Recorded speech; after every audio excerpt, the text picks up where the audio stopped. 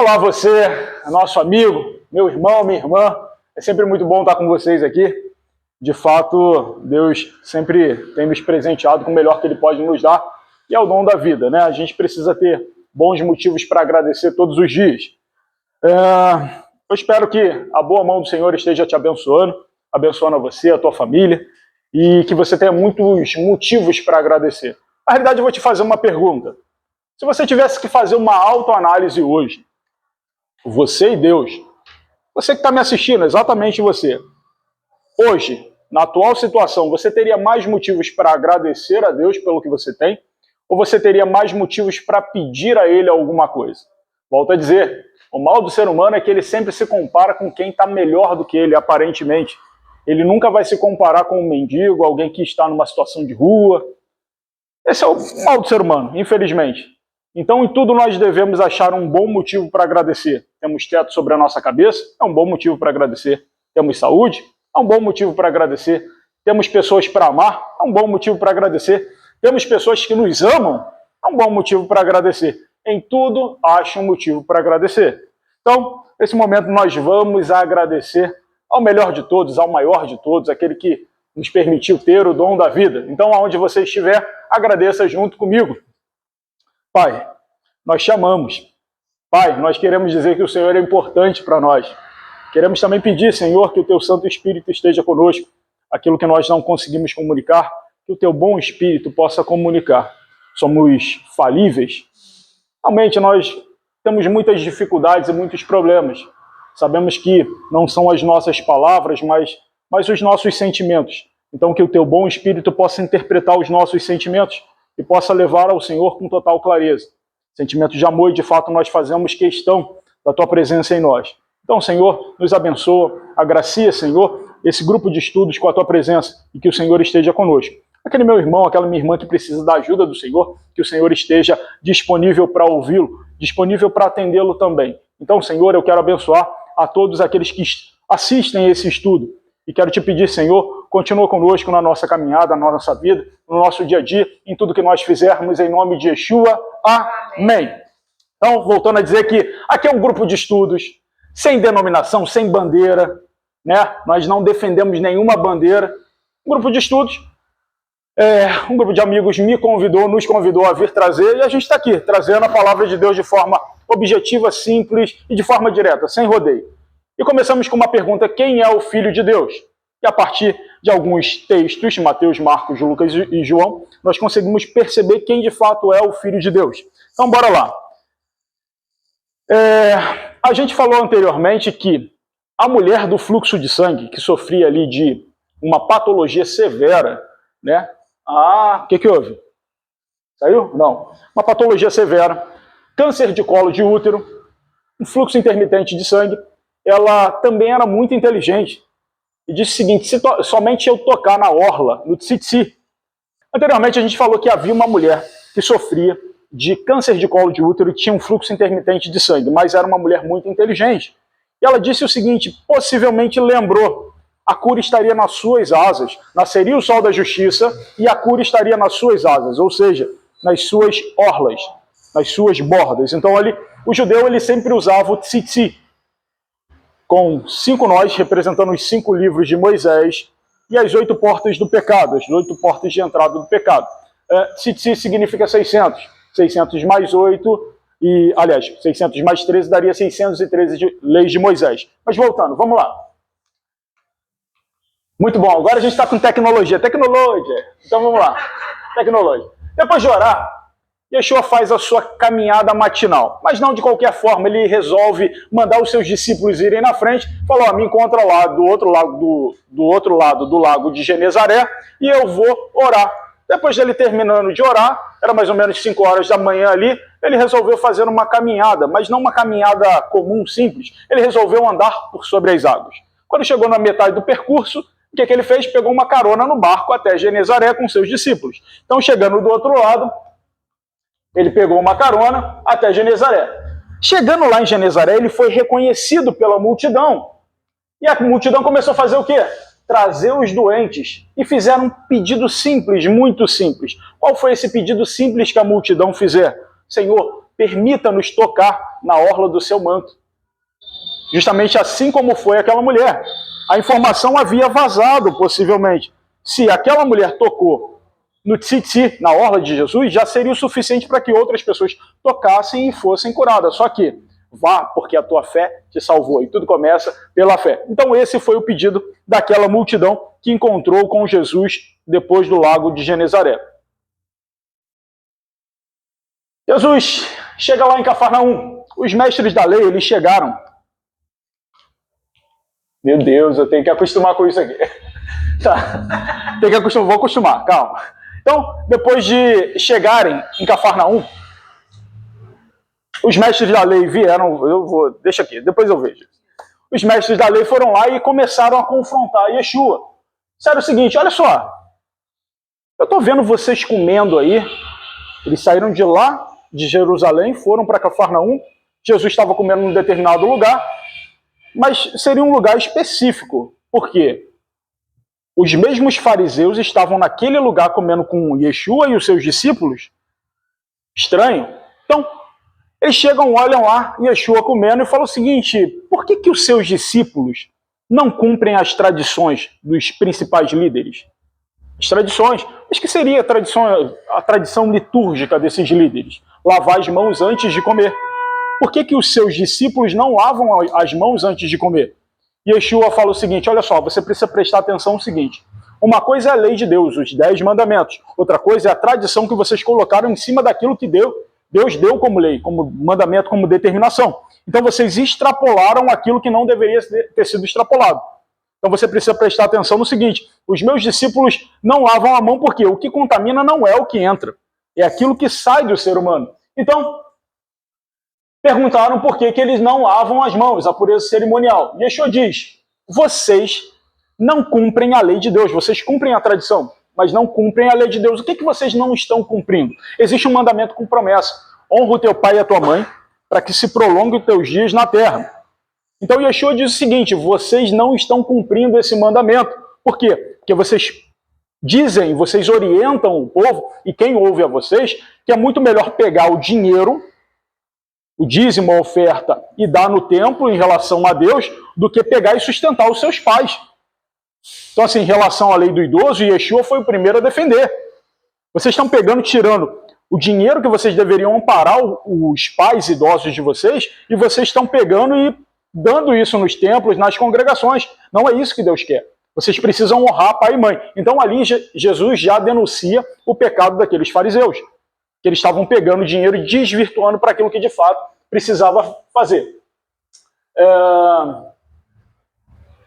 Honrar a lei, tal. Estatuto de 12, já falei aqui, é melhor vocês dedicarem a oferta do que amparar financeiramente o seu pai e a sua mãe. Aí eu vou pedir para vocês lerem Marcos 7, 12 e 13 e Mateus 15. Mateus 15, 7 e 8.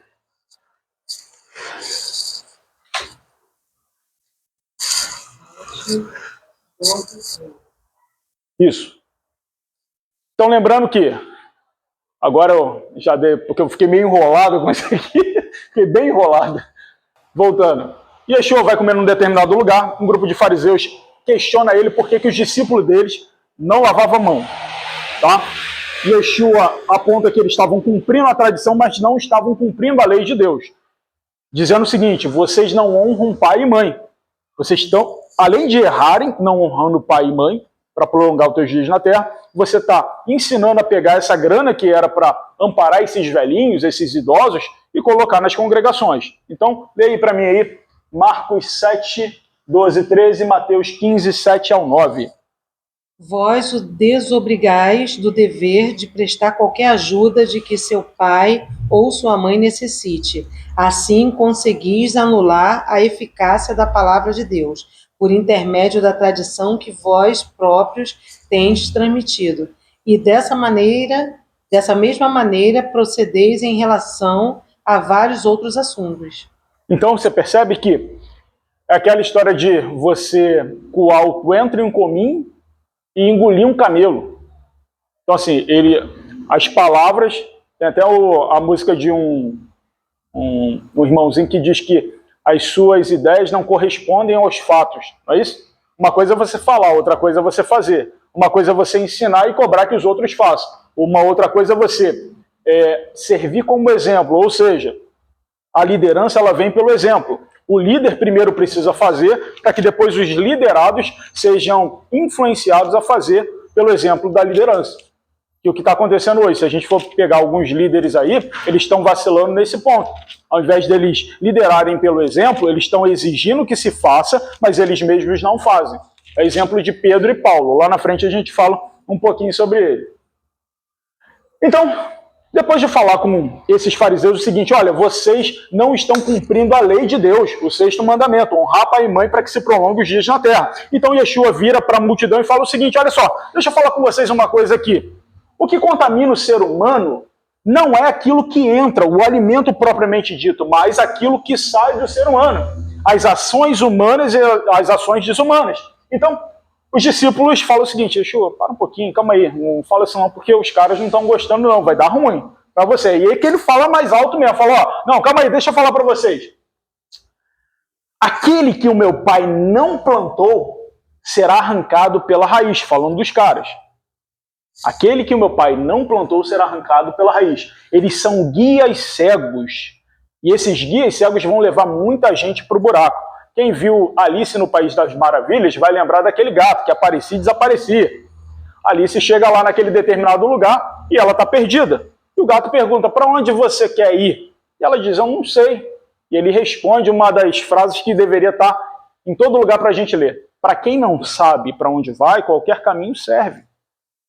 E é isso, o que eles estão fazendo? Orientando pessoas que não sabem para onde vão, fazendo com que essas pessoas cegas continuem cegas e caiam no buraco.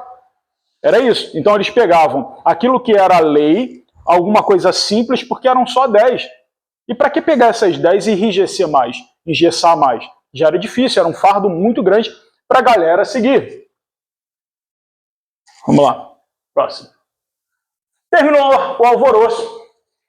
Simão Pedro, o sanguíneo, chega para Yeshua e fala o seguinte, deixa eu te perguntar uma coisa, eu não entendi muito bem o que o senhor falou sobre essa questão de o que entra, o que sai, pode me explicar sobre isso?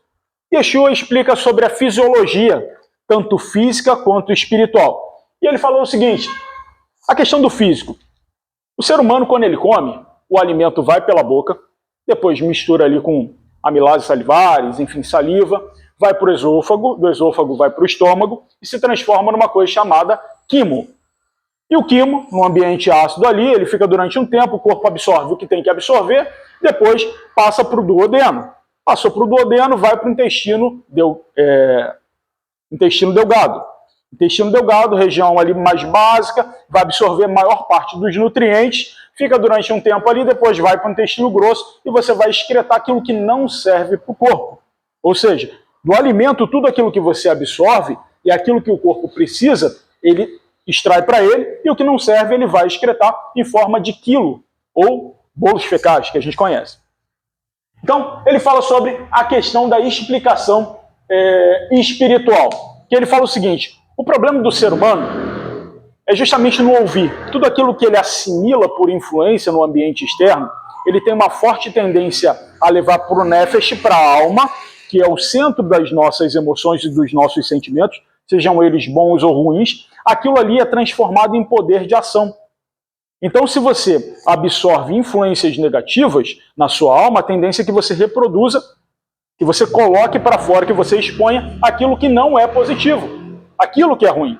Então, o corpo só vai reproduzir aquilo que está inserido na alma, vamos dizer assim, a alma abarrotada, cheia de coisas boas, a tendência do ser humano é exercer boas influências e fazer boas coisas, mas abarrotada de coisas ruins, ódio, ganância, corrupção, mentira, fofoca, a tendência é que o que saia é o que contamine outras pessoas, ou seja, a influência recebida é a influência que vai ser externada a ponto de outras pessoas também serem influenciadas. Era nesse sentido que Yeshua estava falando. A boca da alma são os olhos e a audição. Então, assim, a influência externa a gente absorve, ou seja, você tem o corpo, que é inclinado a interagir com outros seres humanos, você tem o espírito, que é a parte imaterial que se comunica com Deus, e você tem a alma onde ficam os sentimentos ali. Então, os olhos e a audição são a boca da alma. Tudo que nós vemos, tudo aquilo que nós ouvimos, vai ser extraído, assim como o alimento, vai para a alma e aquilo ali vai ficar durante um tempo. E você reproduz através de ações, ok? Então, tudo que sai, tudo que foi externado, vem do coração. E coração, quando a gente diz, é o poder de decisão. Vê para mim Mateus 15, do 18 ao 20. Desculpa, gente, aqui o que está mostrando aqui no computador é o que está diferente ali. Então eu estou um pouquinho, mas vai dar bom, vai dar certo. Leia para mim aí. Mas o que sai da boca procede do coração e isso contamina o homem. Porque do coração procedem os maus pensamentos, mortes, adultérios, fornicação, furtos, falsos testemunhos e blasfêmios. São estas coisas que contaminam o homem. Mas comer sem lavar as mãos, isso não contamina o homem. Pois é. Então o que eles estavam fazendo? Coando o cominho e o coentro e engolindo um camelo. Por quê? O dinheiro, e Tomás de Aquino, acho que foi Tomás de Aquino que falou, que não sacia a fome é aquele que lambe papel pintado, não é isso? O dinheiro ele é muito menos importante do que a vida humana. Imagina a vida de alguém que deu a vida por você. Por exemplo, seus pais, seu pai e sua mãe. Poxa, você deixa de sustentar, de honrar o seu pai e sua mãe na velhice para poder dar dinheiro para os outros? Não, calma aí, tem alguma coisa errada. Deus não precisa do nosso dinheiro. Deus não precisa do teu dinheiro. Deus tem tudo, ele é dono do ouro e da prata. Tá? Então, assim, se alguém te vender a ideia que Deus só vai te abençoar se você der dinheiro para ele, pode esquecer. É muito mais valoroso que você ame a Deus sobre todas as coisas, ame a si mesmo e ame ao próximo como a ti mesmo, mas principalmente o seu pai e sua mãe. Então, honre o seu pai e sua mãe para que se prolongue os seus dias na terra, para que você viva bem os seus dias. Tá? Então, bora lá. Então, de Genezaré, ele foi para Tiro e para Sidom. Lembra que ali havia uma faixa do Rio Jordão. Desse lado era o lado judeu e do outro lado era o lado gentio, o lado dos goi. Então, judeus e gentios, o judeu, ele dizia que ele era puro porque era o povo escolhido por Deus, mas ele rejeitava as outras terras, a terra dos gentios. Só que Yeshua, quando veio, ele disse o seguinte, olha, eu não faço acepção de pessoas, o meu pai também não faz acepção de pessoas. Então, todos os lugares precisam ser alcançados no reino de Israel. Então, vamos lá. Então, lê Mateus 15, 21, para a gente ver. Está aqui, ó. Cesaré de Filipe, Jordão, Genezaré. Então, ele sai daqui, passa em Tiro e depois vai para Sidom. Nessa região aqui, ele vai encontrar com uma mulher muito interessante. Deixando aquele lugar, Jesus retirou-se para a região de Tiro e de Sidom. E eis que uma mulher cananeia, natural daquelas regiões, veio a ele, clamando, Senhor, filho de Davi, tem compaixão de mim. Minha filha está horrivelmente tomada pelo demônio. Horrivelmente Tomada pelo demônio. Tomada por Pelo demônio. demônios. Então, existem algumas escrituras dizendo que essa mulher deixou a filha amarrada em casa, enquanto foi lá ter com Yeshua. Vai dar bom. Então, entre Tiro e Sidom. Agora sim, agora eu consigo melhorar um pouquinho para vocês. Ficou muito mais fácil. Então, ele chega naquela região de Tiro e Sidom e fala o seguinte, olha, pessoal, fica quietinho porque eu não quero que ninguém saiba que eu estou aqui. De alguma forma, essa mulher fica sabendo que Yeshua chega naquele território lá e começa a gritar. Começa a gritar, Senhor, tenha misericórdia porque minha filha está terrivelmente endemoniada. E Yeshua olha para ela e não fala nada, absolutamente nada. E aquela mulher grita mais ainda. Aí os discípulos chegam para ele, Yeshua, faz o seguinte, cara, manda essa mulher embora, ela está incomodando. Só falou que não queria que ninguém soubesse, ela está aí na porta gritando, manda ela embora. Aí Yeshua olha para ela de novo. Fala, Senhor, tenha misericórdia, a minha filha está terrivelmente endemoniada. Então, o que ela fez? Ela chegou e se prostou, ajoelhou, prosqueneou. E ela continuou implorando. Só que essa mulher era uma mulher cananeia, Ciro-fenícia, e ela falava em grego. Lembra que Yeshua, quando foi diante de Pilatos, ele não falou absolutamente nada? Porque Pilatos falava em grego. Ele falava em grego. E essa mulher que era Ciro-fenícia e cananeia, ela também estava implorando misericórdia em grego. Então as pessoas possivelmente não questionaram ali, porque ela fala em grego, mas será que Yeshua falava? E Yeshua responde a ela. diz o seguinte, olha só, deixa eu te falar uma coisa. Não é bom pegar o pão dos filhos e deitar esse pão aos cachorrinhos. E essa mulher, ela tem uma atitude diferenciada das outras pessoas, porque ela já estava prostrada, já estava ali se humilhando. Por quê? Qual a diferença? Jesus era da descendência de Sem. Tá? Você lembra ali que na época do dilúvio teve Noé, e Noé teve 3 filhos, Sem, Cã e Jafé. Noé, depois de tomar uns goró, depois do dilúvio, ele arrancou a roupa dentro da tenda, e quem viu ele nu? Cã e Canaã. Cã era o filho. Então ele proferiu bênçãos e maldições. Para Sem ele diz, bendito seja o Deus de Sem, que será abençoado por toda a terra. Só que em relação a Cã, porque viu a sua nudez, diz, maldito seja Cã e Canaã, servo de todos os servos. Ou seja, um servo é aquele que serve alguém. Servo de todos os servos seria alguém abaixo do servo, que não teria direito nem à sua própria terra lá na frente. Tanto é que o povo de Israel sai do Egito e vai para a terra de Canaã. Ou seja, eles não teriam direito nem à própria terra. Então, Yeshua chega para ela e diz, você é cananeia, serva de todas as servas. Eu vim, senão, para as ovelhas perdidas da casa de Israel. Então, primeiro, os filhos precisam se fartar. Eu não posso tirar da mesa dos filhos de Israel, dos descendentes de Sem, e deitar para os filhos de Cã. Eu não posso fazer isso. Então, Yeshua fala isso, mas fala em grego. Fala para a mulher Ciro-fenícia em grego. E a mulher de joelhos, ou proskeneo, diz, por favor, me ajuda.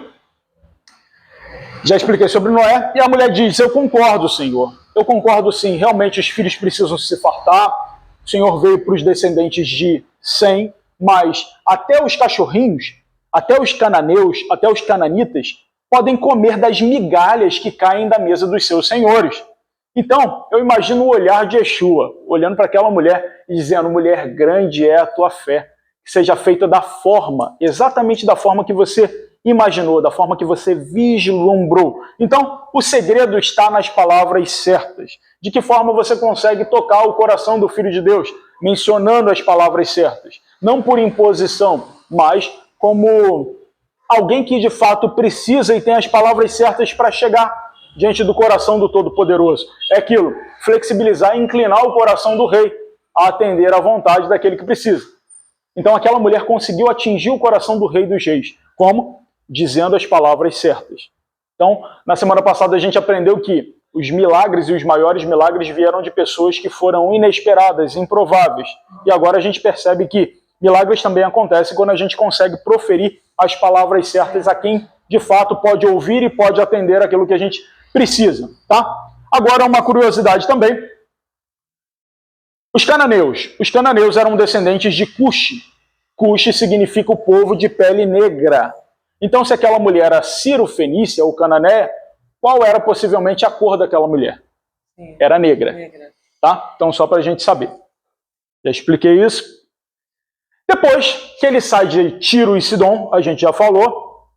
Deixa eu botar aqui no mapa. Então, ele sai de Genezaré, vai para Tiro, depois para Sidom. E daqui ele atravessa o Jordão para Decápolis. Novamente. Aqui, ó, Decápolis. Atravessa o Jordão e vai para Decápolis. Quando chega lá, ele faz um milagre diferente de todos os outros milagres. Você vê que na região de Jerusalém, Judéia, Cafarnaum, os milagres são muito simples. É o falar, é o tocar, é o proceder, de uma forma muito tranquila, sem alardar. Só que os milagres que aconteceram em Decápolis foram milagres diferentes daquilo que a gente está habituado a saber. Se isso fosse pregado nos púlpitos, as pessoas com certeza sentiriam um certo nojinho. Pô, mas como é que ele fez isso? Por que ele fez isso? Tá? Então, assim, existem milagres de uma determinada forma, mas não existe um linear, um padrão nos milagres de Yeshua. Quero curar você, tal, eu vou curar dessa forma. Quero curar você, eu vou curar dessa outra forma. Não existe uma padronização nos milagres de Yeshua. E a gente quer padronizar tudo hoje dentro das igrejas, né? Então, vamos lá. Então, ele sai de lá de Tiro e Sidom, da região, fala com a mulher cananeia, cura a filha dela que estava endemoniada, possivelmente presa dentro de casa, e ele vai para a região de Decápolis. Chegando na região de Decápolis, o que aconteceu? Trouxeram para ele um surdo que mal falava. Ele era surdo, Se ele tinha dificuldade auditiva, possivelmente ele vai balbuciar ou expressar algumas palavras com dificuldade. Deu problema aí. Então, Yeshua faz o seguinte, camarada, tem muita gente aqui, vem cá, eu não estou entendendo o que você está falando, mas vem cá. Ele tira esse surdo que mal falava, tira do meio da multidão, leva em um outro lugar. Ele pega o dedão, Yeshua, e coloca no ouvido do cara. Coloca nos dois ouvidos do cara. Tá, beleza. Depois, não satisfeito, ele cospe na mão. Cuspiu na mão. Yeshua fez um bolo de cuspe, cuspiu na mão e pediu para o cara botar a língua para o lado de fora. Ou seja, se ele ouviu, será que ele já estava ouvindo? Fala, meu irmão, bota a língua para o lado de fora. E o cara bota a língua para o lado de fora. Com a mão que foi cuspida por Yeshua, ele bota a mão na língua do cara. E depois ele vai gritar. Só que é o seguinte, antes dele gritar uma palavra certa, ele inspira fundo. Por que eu estou falando isso? Porque vai aparecer um outro texto aqui, que Yeshua suspira. Qual a diferença de inspirar para suspirar? Existe uma máxima no mundo judaico que todas as vezes que você suspira e inspira, você diz o nome do Todo-Poderoso, de forma involuntária. Né? O tetagrama, você exprime aquilo ali. Então, quando você inspira, você enche os pulmões de ar. E quando você suspira, você... É mais ou menos isso. Então, todas as vezes que Yeshua estava... Vou usar essa expressão mesmo. Estava de saco cheio dos fariseus, ele suspirava, como dizer... Pô, meu irmão, tal. E nesse caso, o que ele fez? Botou o dedão ali na orelha do cara, cuspiu na mão e botou na língua, e depois ele suspira e grita, Efatá! O que significa Efatá? Abra-te. Então, aquele camarada que era surdo e era mudo, a partir de dedo na orelha e cuspe na língua, ele começa a falar normalmente e ouvir novamente. Significando dizer que o milagre vai acontecer, mas às vezes não da forma que a gente esperava. Mas ele poderia ter feito aquilo ali no meio da multidão, com outras pessoas olhando? Poderia. Mas por que ele não fez? Poderia escandalizar outras pessoas, poderia atrapalhar o milagre, poderia gerar outras críticas. Então, assim, eu sei que existem pessoas precisando de um milagre, mas talvez o milagre não venha da forma que você quer, tá bom? Então, preste atenção em relação aos fatos que vão acontecer na tua vida, porque o milagre vai acontecer, sim, mas às vezes não da forma que a gente espera. Então tá aqui, Yeshua dá uma ordem, lê para mim Marcos 7, 36 e 37. Isso aconteceu lá em Decápolis. Falei também posteriormente que Yeshua, depois da sua morte, foi buscar um apóstolo lá em Decápolis, que era o apóstolo Paulo. Né? Ele não caiu do cavalo, mas ele viu Yeshua no caminho de Damasco, e Yeshua falou, Shaul, Shaul, por que me persegues? Quem és tu, Senhor? Eu sou Yeshua, a quem tu persegues. Fazendo analogia também, fazendo um link com Saul que perseguia Davi. Lê para mim, Marcos 7. 36, né? Isso. Portanto, de que adianta uma pessoa ganhar o mundo inteiro e perder sua alma? Ou ainda, o que uma pessoa poderia dar em troca de sua alma? Assim sendo, numa época como esta, de incredulidade e perversidade, se alguém tiver vergonha de mim e dos meus ensinamentos, então o Filho do Homem, quando voltar na glória do seu Pai... Esse é Marcos 7? É, Marcos 7. 7, 36 e 37? Isso, né? Não, Marcos 7, 36. Isso aí já está lá na frente. Já. Não tem problema. Vai. 36. Peraí. Marcos 7, 36 e 37. Ele dá uma ordem. Uma ordem que na maioria das vezes ele dava para as pessoas. Ele fazia um milagre e falava, meu irmão, chega aqui no cantinho, deixa eu te falar uma coisa. Não conta para ninguém. O que esse cara fez? Leia para mim. Entretanto, Jesus ordenou-lhes que não dissessem a ninguém o que ali passara. Contudo, quanto mais ele recomendava, tanto mais eles divulgavam. As multidões ficavam sobremodo maravilhadas e proclamavam, ele faz tudo de forma esplêndida. Faz tanto os surdos ouvirem como os mudos falarem. Entende? Ele pediu para o surdo e o mudo não falar nada. O que o cara fez? Explanou, meu irmão. Botou a boca no trombone e começou a falar. Olha, ele faz e faz de forma extraordinária, de forma esplêndida, a ponto de pegar toda aquela Decápolis que já havia... Eu quero lembrar um fato que vocês não lembram, mas Yeshua ele foi expulso de Decápolis. Justamente porque lembra dos 2.000 porcos? Aquilo ali foi um prejuízo para uma região que lidava com o cuidado de porcos, perder essa quantidade no mar por conta de um demônio que queria ficar na região. Pô, meu irmão, isso é um prejuízo. Então, assim, A multidão que expulsou Jesus anteriormente, agora era a mesma que elogiava, dizendo que ele fez milagres extraordinários. Pensa nisso. Depois que aconteceu isso, Yeshua sai de Decápolis, ele atravessa o mar novamente e vai para uma região chamada Magdã. E Magdã, a gente lembra que lá no início ele também expulsou 7 demônios de uma mulher chamada Maria.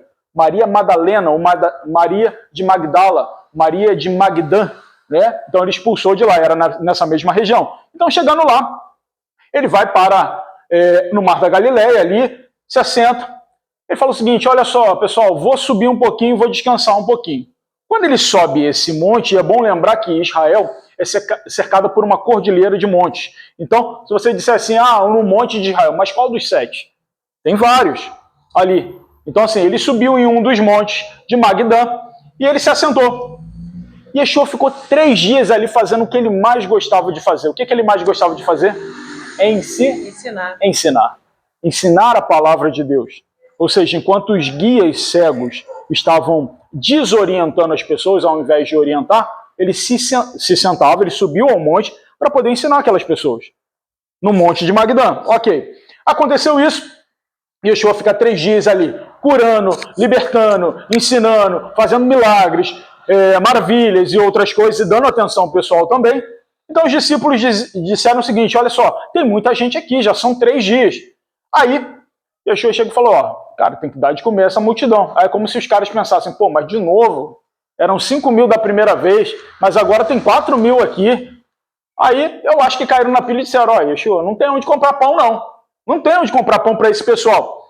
Aí Yeshua olha para ele e fala assim: não tem pão não, mas vocês têm, né? Olha aí na bolsa aí para ver se não tem pão. Aí os caras: realmente a gente tem uns pão aqui. A gente tem... Mas tem quantos pães aí? Tem 7 pães. E tem o quê? Tem peixe aí? Tem alguns peixinhos. Mas quanto? Não, tem alguns peixes aqui. Então, ele deixou frisado que eram 7 pães que eles tinham e alguns peixes.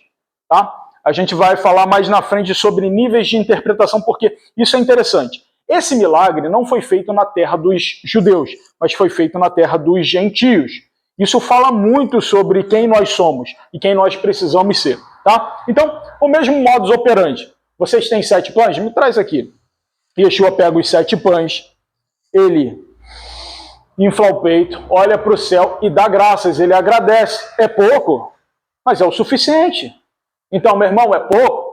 Olha para os céus e dá graças. Dá graças a Deus porque você ainda tem pouco. Tem gente que não tem nada. Verdade. Tem absolutamente nada. Então, agradece pelo que você tem. Então, Yeshua pega aqueles 7 pães, o mesmo modus operandi, pega os 7 pães, olha para o céu e agradece a Deus. Depois ele pega aqueles peixes. Por que não pegar os 2 de uma vez? Ele olha para o céu e agradece. Então, beleza. Pegou ali e alimentou 4.000 pessoas. 4.000 homens, fora mulheres e crianças. Só que, ao invés de sobrarem 12 cestos dessa vez, porque eram 5.000 homens, sobraram 7 cestos apenas. Tá? Depois Yeshua sobe no barco e vai para uma zona chamada Dalmanuta. Tá aqui, ó. Dalmanuta. E chegando nessa região de Dalmanuta, aconteceu, mais uma vez, de ele esbarrar com os judeus. Os judeus foram a um determinado lugar, daquela primeira vez, e criticaram a ele porque os seus discípulos não lavavam as mãos. Dessa vez, os judeus encontram ele de novo, os mesmos judeus que vieram de Jerusalém. Eles disseram o seguinte: tudo bem, a gente discutiu ali, coisa e tal, mas agora dá um sinal pra gente. Sinal Filho de Deus? Dá um sinal pra gente. Yeshua, de uma forma muito tranquila, fala o seguinte: vocês até conseguem interpretar o tempo, pode dizer se amanhã vai chover, se amanhã vai fazer sol, como é que está o clima. Vocês conseguem interpretar o tempo, mas vocês não conseguem interpretar os tempos. Porque se soubesse interpretar os tempos, vocês também interpretariam os sinais. Então, dessa vez, ele não inspira, mas o que ele faz? Ele suspira e diz o seguinte: por que vocês estão me pedindo um sinal? No sentido de insatisfação. Por que vocês estão me pedindo um sinal? Nenhum sinal será dado a vocês. Diferente do outro pessoal que ele falou o seguinte: o único sinal que vocês vão ter é o sinal de Jonas. Lembra que eu falei do grande peixe, né? Da cabeça de Jonas também. Dessa vez ele fala o seguinte: nenhum sinal será dado a vocês. E achou simplesmente, depois de bosta, meu irmão, ele sai de perto e deixa os caras falando sozinho. E de vez em quando você precisa fazer isso. Algumas pessoas que estão falando abobrinha para você, estão desagregando a você, ou estão te fazendo perguntas idiotas, deixa a pessoa falando sozinha. Não gasta o seu latim. Não fica debatendo com certo tipo de pessoa, porque não vale a pena. Então pega e sai de perto. Yeshua também fez isso. Então que sejamos ele. Começou a falar um monte de abobrinha, sai de perto. Então vamos lá. Depois que fez esse milagre da multiplicação para 4.000 pessoas, 7 pães, alguns peixes para 4.000 homens, fora mulheres e crianças, é muita coisa, meu irmão. Só que os discípulos esqueceram de pegar o pão e levar para o barco. Então chegou lá no barco, depois de Yeshua ter falado com aqueles fariseus, Yeshua falou o seguinte, vamos lá para Betsaida, vamos lá para o outro lado, tá? Mas faz o seguinte, pessoal, deixa eu dar um conselho para vocês.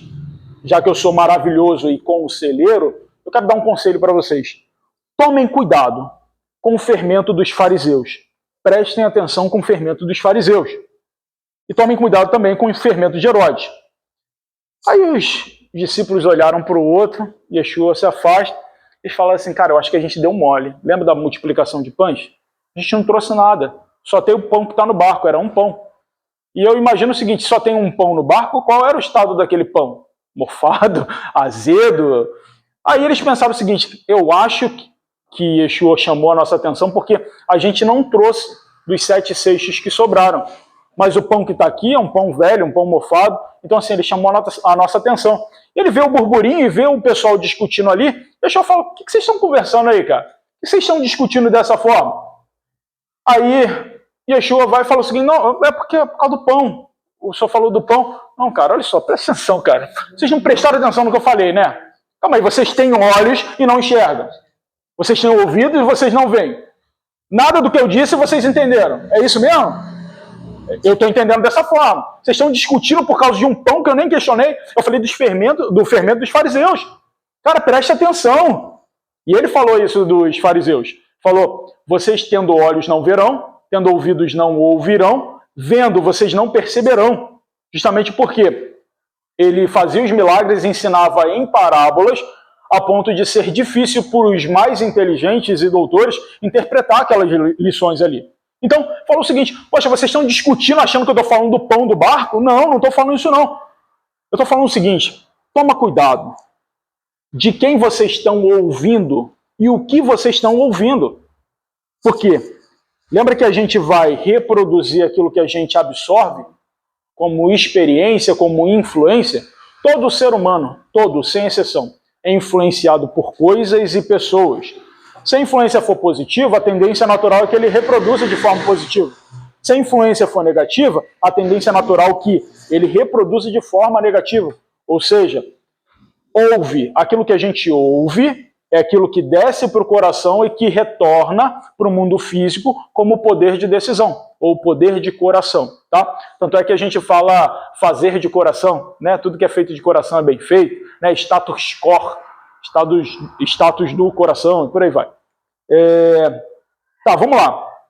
Interpretação da multiplicação de pães e peixes. Lê para mim em Marcos 8, 17 até o 21 e Mateus 16, do 11 até o 12, porque essa parte é importante. Porque além de Yeshua ter chamado a atenção deles, ele explicou o porquê de tomar cuidado.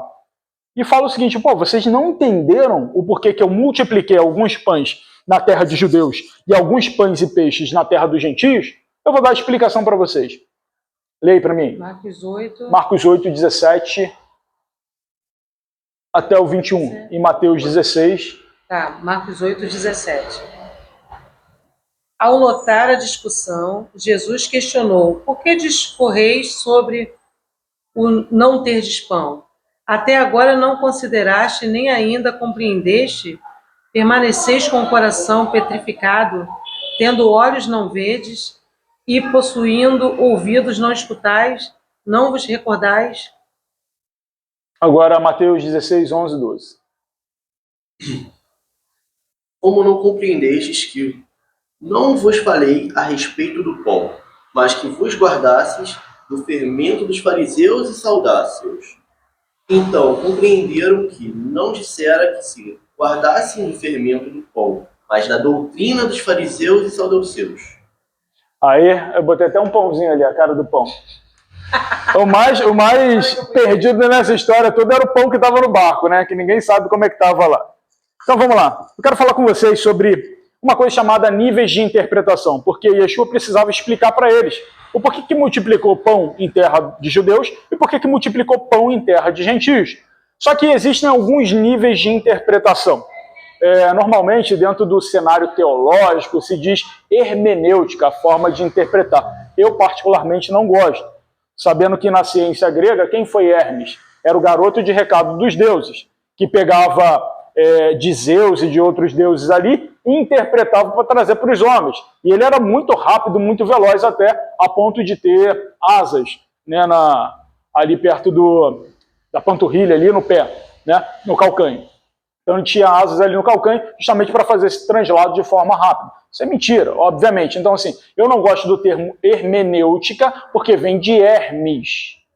Vem de Hermes. A tradução de Hermes, eu não gosto disso. Então, prefiro dizer interpretação. E prefiro também citar o que os nossos irmãos judeus acreditam como o que é a interpretação propriamente dito. Então, são 4 níveis. O primeiro nível é o Pshat. O Pshat é o seguinte: é o que a gente está fazendo aqui. A gente está pegando a forma literal e a gente está passando para vocês. Está passando de uma forma que seja simples, objetiva e de forma direta. Sem rodeio, sem floreio. Mais ou menos como aconteceu aquela situação e de forma cronológica, ou mais ou menos cronológica. Então, o Pshat é a questão do simples literal. Tem o segundo, o Remes, que significa a interpretação alegórica ou figurada. Buscar alusões e sugestões do texto. Por exemplo, Yeshua. Ele falará por parábolas, Salmo 78. Yeshua gostava de fazer o quê? Ensinar com base em linguagens figuradas. Justamente para que aquele pessoal indouto, não escolarizado, conseguisse entender com coisas do dia a dia. Tanto é que eu falei do Sermão do Monte, quando ele fala o seguinte: olhem as aves do céu, você acha que ele não estava apontando? Olhem os lírios do campo, você acha que ele estava simplesmente sentado? Não, ele estava se movimentando. Ele estava usando aquilo ali para fazer uma espécie de linguagem figurada, trazendo abstração para para se fazer entendido com mais facilidade. Então, esse é o segundo nível. O terceiro nível é o Drash, é o que dá sentido aos Midrash. É o seguinte, da associação. Por exemplo, na semana passada, eu falei sobre a mulher samaritana e disse que a correlação do poço tinha correlação com o poço, os 3 poços de Abraão, lá no início. Falei sobre Sitna, sobre Ezeque e falei sobre o Reobote. Falei sobre os 3. E falei sobre a questão do aspecto de adoração. Então a gente vai lá e volta, no sentido de fazer a conciliação. Esse é o Midrash. E por último, que é o Sod. Esse é um nível de interpretação mais profundo, que tem muito mais o cunho espiritual, místico, o Kabbalah que se considera, né, o Neb, o manto, o of the King of the Power, o Pentalaichova, Labadakai, que o cara falava lá, né? Pentalaichova. Então esse aí é o mistério, é o Sod. Ou seja, você pega aquilo ali e existe a interpretação mística daquela coisa. Só que a escritura não é de particular interpretação. Então, existem muitas pessoas fazendo sofismas. O que é isso? Mentiras repetidas muitas vezes que se tornam verdade. Então, assim, quando você pega para interpretar o Sod, não é para particular interpretação, mas é no sentido de agregar outras pessoas pela parte mística. Por exemplo, por que Jacó, na hora que foi fazer o acordo com o seu sogro, ele pegou as varinhas lá e descascou a parte mística? Por que se pega alguns utensílios para profetizar por parte dele? Parte mística. Tem irmão até enterrando azeite no monte aí. Né? Não precisa enterrar, se ele está cheio de unção, não precisa. Porque é Deus o aspecto da santidade, não precisa enterrar azeite. Enfim, então o Sod é a parte espiritual, oculta. Então, Yeshua estava lá no barco e ele explica sobre essa questão. A interpretação da multiplicação de pães e peixes, tanto num território quanto no outro. Então a gente faz a associação do Drash e do Sod, da parte associativa e da parte espiritual. Então, em primeiro lugar, o território judeu. A gente lembra que no território judeu foram 5 pães e 2 peixes. Sobraram 12 cestos. Ok. Quando você fala sobre 5 pães, significa dizer os 5 livros de Moisés. Gênesis, Êxodo, Levítico, Número, Deuteronômio. Os 5 livros. Quando você fala sobre profeta, você fala sobre peixe. Então, quando o número é definido, eram os profetas. Então, assim, o que embasava os ensinamentos de Yeshua? Os 5 livros de Moisés e os livros dos profetas. Era isso. 12 sextos significa dizer o quê? O número da plenitude, da completude. Por exemplo, 12 tribos de Israel, 12 portas, 12 frutos da árvore da vida, 12 estrelas e por aí vai. O número completo, plenitude. Tá? Agora, no território dos gentios, do outro lado, também houve a multiplicação de pães. Só que, nesse caso, foram 7 pães e alguns peixes, que sobraram 7 cestos. O número 7, antes de Deus dar a lei a Moisés, existia já a lei de Deus, de forma feita por algumas pessoas. Por exemplo, Noé. Noé era um homem reto, íntegro. Então, Noé não recebeu nenhuma lei de Deus, mas ele cumpria algumas leis de forma empírica. E são essas leis que os gentios precisam cumprir. É essas leis que eu e você, que somos gentios, precisamos cumprir. Então, assim, eu quero guardar o Shabat. Pode guardar, não há problema. O reino dos céus é conquistado com esforço. Se você puder se esforçar um pouco mais, ok. Mas você só vai se esforçar um pouco mais por amor a Deus. Não por barganhar, não por querer ser santarrão. Tá? Você quer deixar de comer carne de porco? Ok. Se você for gentio, você vai se esforçar um pouco mais. Só que, para nós alcançarmos e termos uma relação com Deus, prevalece muito mais as leis noéticas. Então, 7 pães significa o quê? As 7 leis noéticas. Para você se aproximar um pouco mais de Deus. Você não precisa fazer aquilo que o judeu faz, mas você precisa guardar as leis noéticas, que são empíricas, para você ter relação com Deus. Quais são essas leis noéticas? Em primeiro lugar, crer que só existe um Deus. Ouve, ó Israel, o Senhor nosso Deus é um. Só existe um único Deus. Quando se compara o diabo com Deus, isso é idolatria. Então você precisa acreditar que existe um só Deus e você precisa respeitar o nome do Eterno. Ok. Segunda lei noética, não ter nenhum tipo de ídolos. Ídolo do século XXI, a questão da tecnologia. Então é a tecnolatria. Tecnolatria, isso. Então assim, as pessoas são muito mais escravizadas e reféns da tecnologia do que da sua própria família, do que dos seus estudos, do que da sua casa, do que do próprio Deus. É a questão da balança, o que gera como prioridade? Aquilo que me domina passa a ser Deus sobre mim. Verdade. Entende? Então, nos dias atuais, eu sempre falo, a gente está vivendo tempos de comportamento de rebanho, influência de massa. Mas, mais para frente, falando sobre o cenário geopolítico, daqui a pouco vai acontecer o transhumanismo. As pessoas, de fato, vão ser controladas pela tecnologia. Tá? Não é teoria da conspiração, vai acontecer. 2030 está logo ali, a agenda já está rolando. Então vamos lá. Terceiro, não roubar, até porque você precisa respeitar os direitos da propriedade dos outros, não assassinar, ou seja, respeitar a vida humana, e você não pode cometer adultério. Você precisa respeitar a família. Cumprir as leis do país, ou seja, você tem a Constituição Federal de 1988, baseado nos 5 pilares: legalidade, impessoalidade, moralidade, publicidade e eficiência. Ou seja, está na lei? Legalidade. Impessoalidade não é a pessoa do Jorge, se eu for um agente público, mas a lei é que está dizendo ali. Ali não é a pessoa do Jorge que está atuando, mas é o Estado em si. Ou seja, o presidente não é o Luiz Inácio Lula da Silva, mas é a Constituição propriamente, ou deveria ser. Publicidade, a res pública, a coisa pública, porque tudo é do povo. O governo deveria ser do povo, de forma indireta, ok, mas deveria ser do povo. Publicidade, moralidade, eficiência. Eficiência a gente não vê tanto, a gente vê muito mais deficiência. Eficiência é você fazer muito com pouco, pegar o dinheiro que seria público para colocar naquilo que de fato importa, e não aquilo que é obsoleto. Então, a gente vê muito mais ineficiência do que eficiência. Por aí vai. Então, cumprir as leis do país. Não comer animal vivo e não ser cruel com os animais. Não ingerir sangue, ou seja, onde está a vida está no sangue. Então, assim, você não pode ingerir sangue. Tanto é que você vê pactos satânicos, garganta seca. Água. Tem água aqui? Ótimo. Aquele que der um copo de água a um dos meus pequeninos, esse não perderá o seu galardão. Todas as vezes que você vê, agora sim, lubrificou. Todas as vezes que você vê um pacto satânico, você percebe que eles utilizam sangue de animais, sangue humano, enfim, magia negra. Eles sempre colocam sangue ali envolvido, justamente para afrontar o Todo-Poderoso. Porque o sangue, onde está o sangue, está a vida. Então, assim, você cumprindo as 7 leis noéticas, não há necessidade de você, como gentil, como goi, fazer aquilo que o judeu faz. Então, é justamente nisso. Então, o que acontece? Multiplicou os 7 pães. 7 pães significa as 7 leis noéticas que nós, gentios, deveríamos cumprir.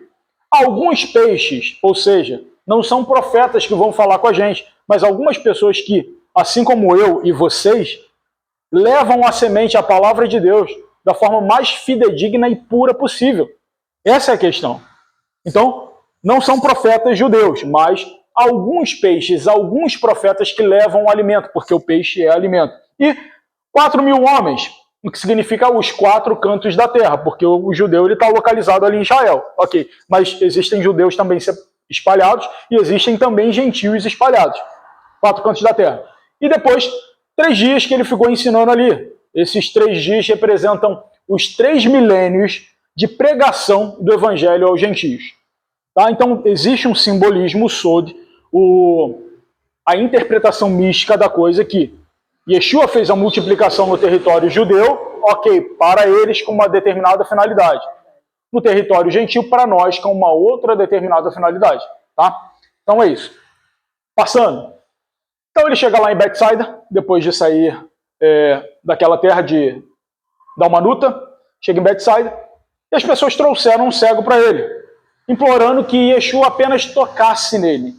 Então, Yeshua pega o cego pela mão, de novo, lembra que ele está em território gentil, opa, mas tem similaridade, já pegou um mudo e o surdo, já cuspiu na língua do cara, agora está pegando outro, o que será que ele vai fazer? Tirou do meio da multidão, leva para fora de Betsaida. Ele não deixa ali. O que Yeshua vai fazer? Lembra que ele cuspiu na mão e botou na língua do mudo. E o mudo começou. E ele gritou, Efatá, abra-se. Agora o que ele faz de novo? Ele cospe de novo. Vai cuspir aonde? Cuspiu nos olhos do cara. Eu imagino o seguinte, o cara está sentado, meu irmão, olha para cima. Para cima, tá, tudo bem. Ele vai lá e junta saliva e cospe nos olhos do cara. Está lá em Marcos 8:23, para quem não acredita. Temos referência, tá? Então, ele coloca as mãos no camarada e faz uma pergunta simples para ele. Agora que eu cuspi nos seus olhos, o que você está vendo? O que você vê? Esse homem responde o seguinte, responde uma coisa muito curiosa. Eu vejo homens, mas eu não estou vendo homens da forma normal. Eu vejo homens como se fossem árvores. Aí eu opa, eu acho que passei do ponto. É como algumas pregações dizem o seguinte, Yeshua fez um milagre parcial porque aquele homem não voltou a ver de forma imediata. Não, ele enxergou mais do que deveria enxergar. Existe um mundo físico e um mundo espiritual, ok? A gente sabe que bactérias e fungos existem, sim ou não? Sim, existem. Bactérias, fungos, seres microscópicos, a gente sabe que existe. Mas a gente nunca vê, a gente só vê em ambiente microscópico. Da mesma forma que nós sabemos que o vento existe. Nós conseguimos ver? Não, nós conseguimos perceber, nós conseguimos sentir. Inclusive está um friozinho aqui, tá? Então aquele homem, ele foi curado pelo cuspe de Yeshua, mas ele viu além daquilo que ele precisava ver, ele passou do ponto. Então ele acabou vendo os 3 níveis que compõem o ser humano. O corpo propriamente dito, a alma, o nefesh, e viu o espírito também, o expes, o rua, o ruach, como se diz. Ele viu mais do que deveria. Então, Yeshua manda ele voltar. Vem cá, camarada, deixa eu fazer uma coisa aqui. Bota a mão nos olhos de novo do camarada e o cara volta a ver o mundo físico apenas. Por que eu estou falando isso? Porque nos níveis de interpretação, o que o camarada estava vendo ali, quando ele observava os homens como árvores, é o que nós chamamos de árvore da vida. Todo ser humano tem a árvore da vida. Tá? Então, depois que ele faz o milagre, ele manda o camarada embora. Eu vou falar de forma superficialmente sobre a árvore da vida, que a gente falou no início, sobre o Adam Kadmon. Por quê? Yeshua é o primogênito, o primeiro a ser gerado em Deus.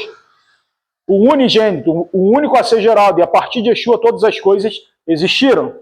Só que, em Yeshua, tanto em Yeshua como no ser humano, que o ser humano ele também foi criado, ele tem as 10 sefurot, ou as 10 árvores da alma, as 10 árvores do Neshama, do Nefesh, da alma. Então, de forma superficial, o que é a árvore da vida, o que a gente chama de Sefirah? Você tem ali as 10, aqui ó, vou usar, tecnologia. Tem aqui as 10 Sefirot. Imagina um ser humano, não sei se dá para ver aqui, ó, um ser humano, e as 10 Sefirot, nessa parte aqui, nessa parte aqui. Era isso que o camarada estava vendo. Seres humanos como árvores. Tá? E de forma muito superficial, só para vocês entenderem que Yeshua curou além daquilo que precisava. Não foi uma falha de milagre.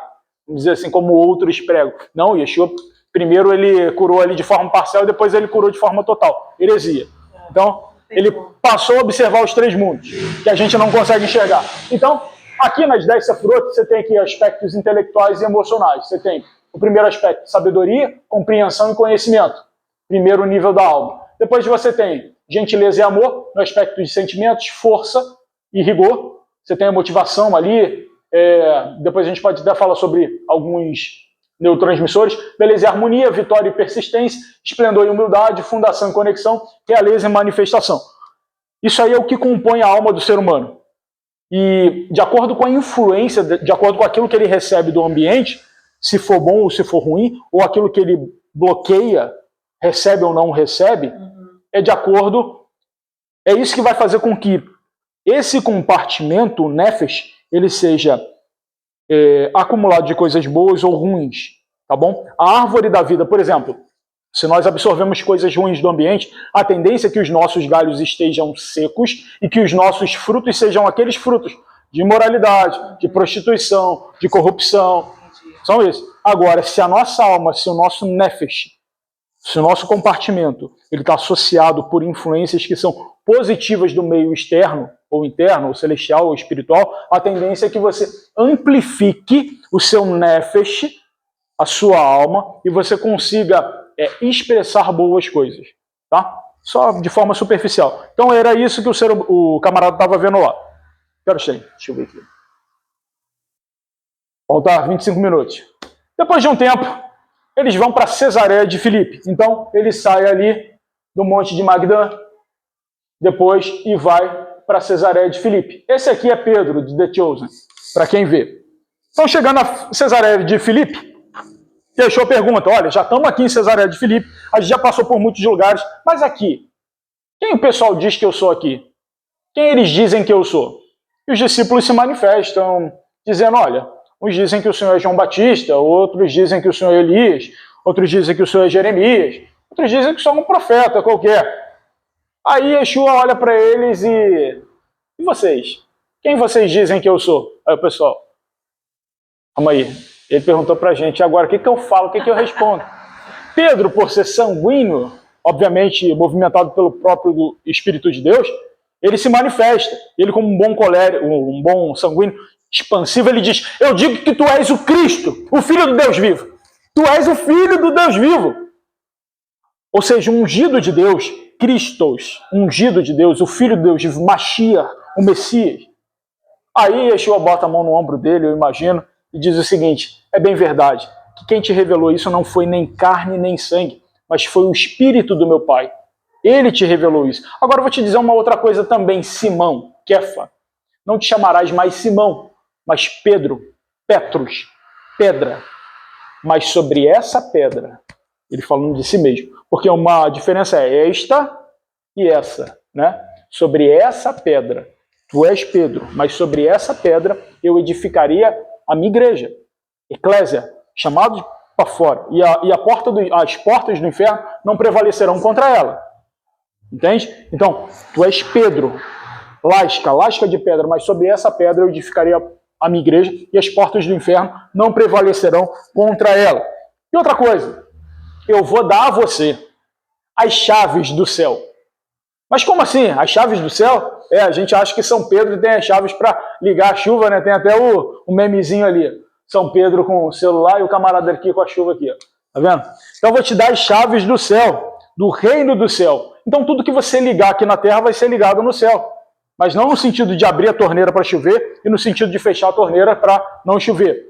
Mas no sentido de... Lembra que Paulo, quando pregou aos gentios, ele ficou 15 dias com Pedro E nesses 15 dias, no final dos 15 dias, apareceu Tiago. E eles conversaram. E disseram o seguinte, olha, eu fui levantado como apóstolo aos gentios, e o que eu devo pedir a eles que eles façam? Eu posso pedir não os 10 mandamentos ou 613 leis, e posso me inclinar ou inclinar eles a cumprir as leis noéticas? Opa! As leis noéticas, as 7 leis? E Pedro falou, exatamente, faça isso, vai ser dessa forma. Por quê? Eu não posso obrigar aquele que não cresceu com a mesma cultura que eu a fazer aquilo que não é cultura para eles. Não posso obrigar. Então, assim, para que eles tenham um mínimo de relação com Deus, as leis noéticas são perfeitas. Então, meu irmão e minha irmã, você que estava achando que eu era adepto de judeu, e de fato, se eu pudesse escolher ser judeu, eu seria. Até porque os caras, né? Eu não conheço um judeu pobre, mas não somente isso. Mas aos judeus cabem as leis, as bênçãos, os oráculos, ou seja, aquilo que é secreto, e a adoção de filhos. Então nós fomos adotados e enxertados na videira, que é Israel, da linhagem de Abraão mediante a fé. Mediante a fé. Então nós fomos adotados, nós fomos enxertados a Israel mediante a fé, que era justamente o que Paulo pregava. Você não precisa cumprir os ritos e tradições, mas você precisa guardar a sua fé e cumprir aquelas 7 leis noéticas ali, para que você se aproxime de Deus e para que você seja abençoado. Porque em Abraão, pai da fé, abençoarei os que te abençoarem e amaldiçoarei os que te amaldiçoarem. E em ti serão benditas todas as pessoas da terra? Não, as famílias da terra. É por família, bênção por família. Voltando. Então Pedro não tinha a chave de lá do céu para poder desligar a bica ou ligar a bica. Yeshua, nessa fase, ele se revela como cordeiro. E ele diz o seguinte, eu preciso ir para Jerusalém, por conta das festas. Tá? E lá em Jerusalém, eu vou sofrer na mão dos líderes religiosos. Ele diz 3 classes de pessoas. Eu preciso ir para Jerusalém, é necessário que eu vá para sofrer pela mão dos líderes religiosos, do chefe dos sacerdotes, eles estavam falando sobre Anás e Caifás, posteriormente, e dos mestres da lei. Que eu seja morto, mas que eu ressuscite ao terceiro dia. Então, assim, ele já estava antecipando a morte dele. Ele já estava dizendo aos seus discípulos, aos seus talmidim, que ele ia ser morto, mas ressuscitaria ao terceiro dia. Então Pedro chama ele em particular, vem cá que eu quero trocar uma ideia contigo. Deixa eu te falar uma coisa, eu estou achando muito estranho esse papo de eu vou morrer, vou ressuscitar ao terceiro dia, que o pessoal vai te massacrar, são os líderes religiosos. Vem cá. E chamou Yeshua em particular. Ele fala o seguinte, Senhor, tenha compaixão de ti mesmo, tenha pena de ti mesmo, não faça isso, não fale isso. Os discípulos estavam afastados. Yeshua estava com Pedro aqui. Yeshua olha para Pedro e olha para os discípulos e faz a comparação. Aí ele olha e fala o seguinte, para trás de mim, Satanás. Ele reconhece na hora. Para trás de mim, Satanás. Por quê? Porque você pensa nas coisas que são dos homens. Mas eu vim para cumprir a vontade daquele que me enviou. Eu penso na vontade de Deus. Aí ele fala para os dois, vem cá vocês, inclusive você, camarada. Se alguém quiser vir após mim, isso serve para mim e para você, se alguém quiser vir após mim, negue-se a si mesmo todos os dias. Negar as minhas vontades, os meus prazeres, aquilo que eu gostaria de fazer, mas posso, devo, quero. 3 perguntas que a gente precisa responder. Nem tudo que eu posso eu quero, nem tudo que eu quero eu devo, nem tudo que eu devo às vezes eu quero fazer. Então se alguém quiser vir após mim, disse Yeshua, negue-se todos os dias, tome a cada dia a sua cruz e me siga. Ou seja, ele fala no aspecto de cruz 2 vezes. Na morte física, que era necessário, e na morte espiritual. Abrir mão daquilo que ele gostaria de fazer para fazer aquilo que era a vontade de Deus. Amar a Deus sobre todas as coisas, amar a si mesmo e depois amar ao próximo. Entende? Então todos os dias a gente precisa carregar a nossa cruz e está ali a figurinha, tecnologia. Aqui, ó. Não empreste a sua boca para o capeta, para o demônio, para Satanás. O poder das escolhas. E ele diz o seguinte, na nossa vida, a nossa vida é baseada em escolhas, em poder de decisão. Foi assim desde o Éden. Você é condenado ou você é salvo a partir das suas escolhas. Meu irmão, quer andar sozinho? Quer caminhar com as próprias pernas? Você assumiu o risco. Agora, quer andar em parceria com o julgado? Você e Yeshua? Você é o Espírito de Deus? Cara, religião não salva.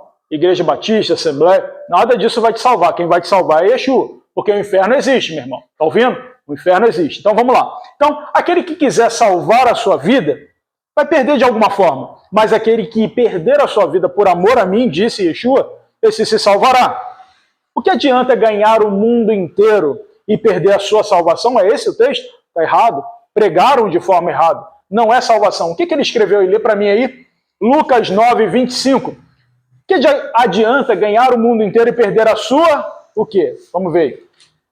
Lucas 9. Enquanto eu bebo uma água aqui. Lucas 9, 25. E eu já estou caminhando para o final. Porquanto, de que adianta o ser humano ganhar o mundo inteiro, mas perder-se ou destruir-se a si mesmo? Se alguém se envergonhar de mim e das minhas palavras, o Filho do Homem igualmente se envergonhará dele. Tá ótimo. Então, assim, não é perder a salvação, é destruir a sua alma. Lembra que eu falei sobre o poder de influência? A nossa alma, esse copo de prata, ou esse fio de prata descrito por Salomão, ele é influenciável.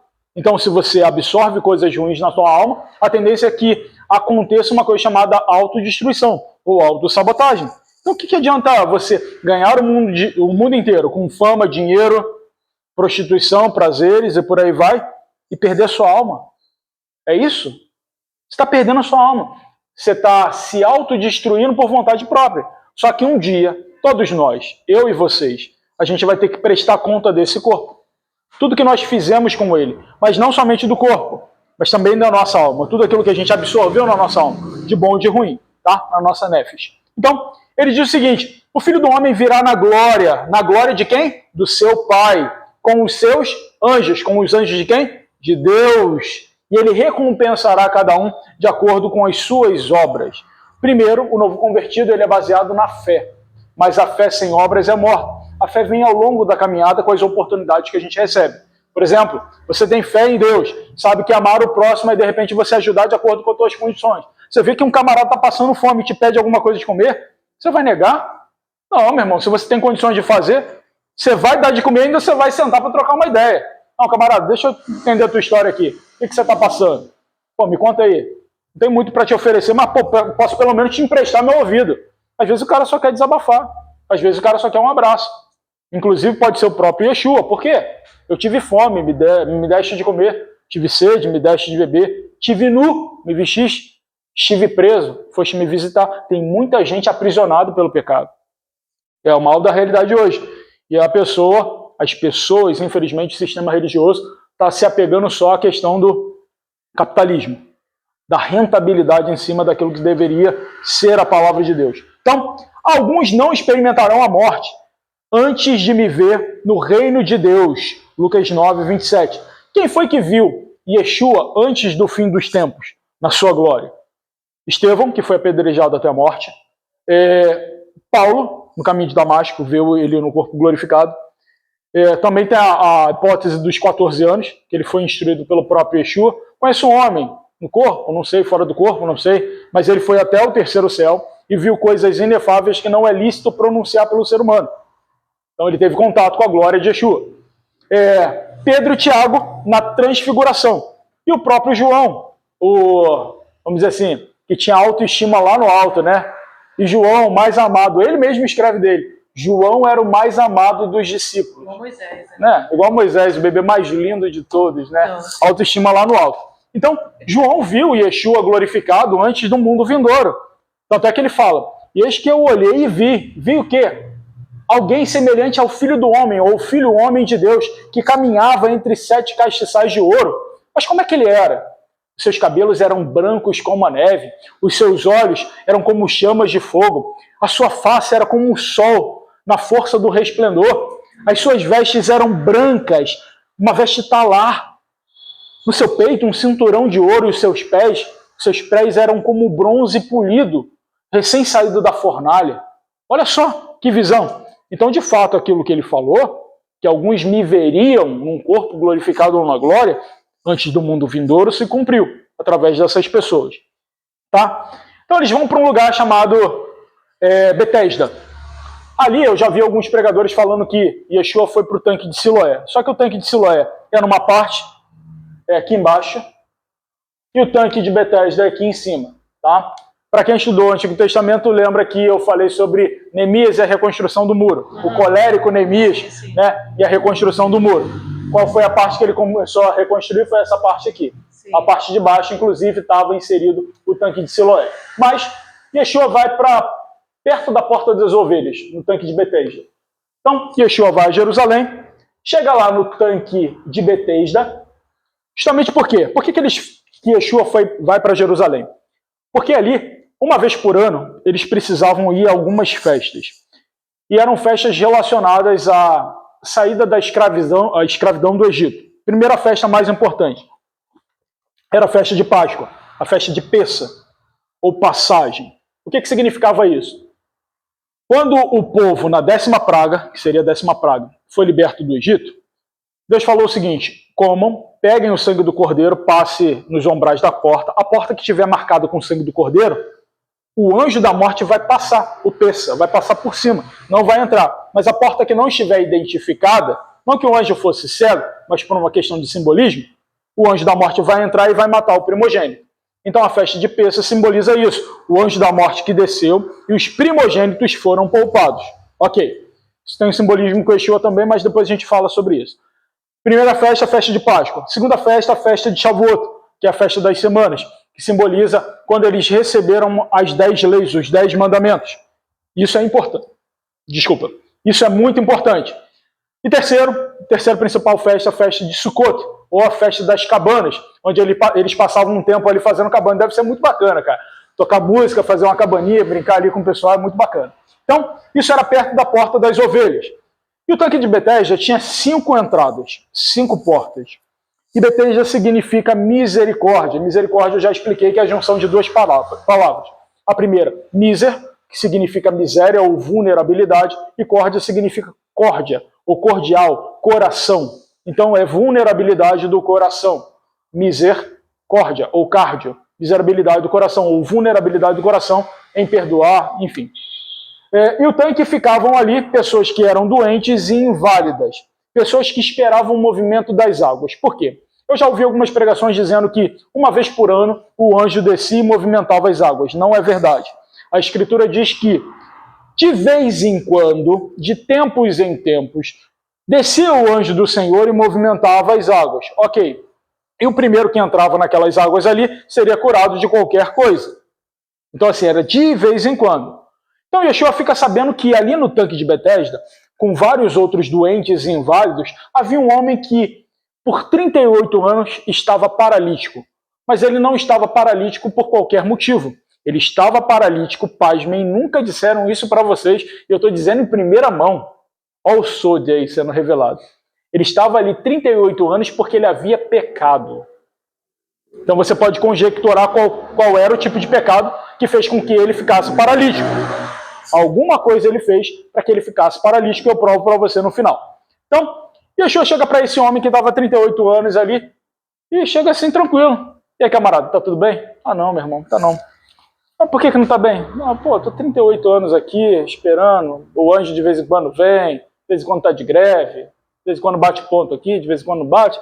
E é o primeiro que entra, né? Ninguém me leva, ninguém me ajuda. Então não tá bom, não. Aí Yeshua olha para ele assim, ninguém te ajuda, né? Tá tudo bem. Deixa eu te perguntar uma coisa, você quer ser curado? Imagina, se eu estou conversando com alguém aqui, fala assim, pô, qual é o teu problema, cara? Por que você tá com essa cara aí? Tô sem dinheiro. Quer R$1 milhão? Quer 500 mil na tua conta? Aí você, não. E você desconversa. Foi o que ele fez. O camarada, o paralítico, chega, pô, mas não tem ninguém que me leve ali no tanque. Yeshua, você quer ser curado? Não tem ninguém para me levar no tanque. Yeshua fala o seguinte, olha para mim, camarada. Levanta, toma a tua maca e anda, vai embora. Aí ele levantou, pegou a maca e foi embora. Simples assim. Não parou nem para perguntar quem era Yeshua. Não parou nem para perguntar. Esse sentido de levanta, toma a tua maca e anda, é o seguinte. Em primeiro lugar, levantar, o aspecto de cura. Segundo, tomar a sua maca, ou seja, tomar a sua cruz, esforço. Ele precisava fazer o esforço. E segundo, ande. Você precisa estar se movimentando, você precisa se movimentar. Ou seja, você foi curado, você tomou a sua cruz, agora você precisa se movimentar, meu irmão. Agora está na tua conta. Mas esse camarada, ele não fazia a menor ideia de quem era Yeshua. Ele deve ter ficado tão perplexo que ele pegou a maca e foi embora. Chegou lá fora, eu já ouvi algumas pregações dizendo que eram os fariseus que abordaram aquele camarada porque estava debaixo da maca. Tem que lembrar que eles estavam em Jerusalém. E Jerusalém era o núcleo do sacerdócio ali, e eles eram muito rígidos. O sinédrio era ali. Então qualquer coisa que as pessoas fizessem no sábado, os caras iam no pescoço. Então os judeus daquela época, chegaram e começaram a questionar o cara. Irmão, você não sabe que é sábado? Sábado você não pode fazer esse tipo de esforço. Não, mas olha só, o camarada ali me curou, pediu para eu pegar minha maca e andar. Eu só fiz o que ele mandou. Mas quem te mandou fazer isso? Cara, você sabe que eu não sei, eu nem perguntei o nome dele. Faça a mínima ideia, ele só falou para eu levantar, pegar a maca e ir embora, eu levantei. Mas sério? Eu estava 38 anos lá, paralítico. Ou seja, ele estava tão alheio, ele estava tanto tempo imerso ali naquilo ali, que ele não ouvia o que acontecia ao redor. Ele não sabia quem era Yeshua. Esse é o fato interessante. Ele estava ali alheio ao que estava acontecendo no mundo. Então, Yeshua vira as costas, também, o cara não quer saber meu nome, vai embora. Vira as costas e vai embora. Só que lembra que eles foram para Jerusalém por conta das festas? Ok. Chegou lá, Yeshua vai para a festa no templo, não diz qual era a festa. Ele vai para a festa no templo. Aí Yeshua está lá na festa do templo, beleza. Aí daqui a pouco ele encontra o paralítico. O paralítico ele encontra lá e fala: "Ei, camarada, você tá bem? Tá andando, né?" Ele: "Pô, camarada, desculpa, eu nem perguntei teu nome." "Não, meu nome é Yeshua e tal. Poxa, obrigado por ter me curado, coisa e tal. Eu saí, você também saiu do outro lado, eu nem consegui falar contigo direito." Então, assim, imagina que aquele homem estava tão alheio que ele talvez nunca tivesse participado de uma festa. Depois de 38 anos, é a primeira festa que aquele homem iria. E era a festa do templo. Olha só que curioso. 38 anos imobilizado no tanque de Betesda, e agora é a primeira festa que esse homem vai participar. E naquela festa ele encontra quem? Yeshua, fazendo alusão às bodas do Cordeiro. Mas não dá tempo de explicar o Sod aqui. Então, Yeshua olha para ele e fala o seguinte: camarada, agora que você está andando, eu quero te fazer uma advertência. Aí eu consigo provar o porquê que esse homem estava 38 anos paralítico por conta de um pecado. Ele faz o seguinte: não volte a pecar para que não aconteça algo pior com você. Você foi curado, mas não volte a pecar para que não aconteça algo pior a você. Isso está descrito em João, capítulo 5, versículo 14. Tá bom? O que sugere que aquele homem estava paralítico há 38 anos, causado por um pecado. Alguma coisa que ele tivesse cometido.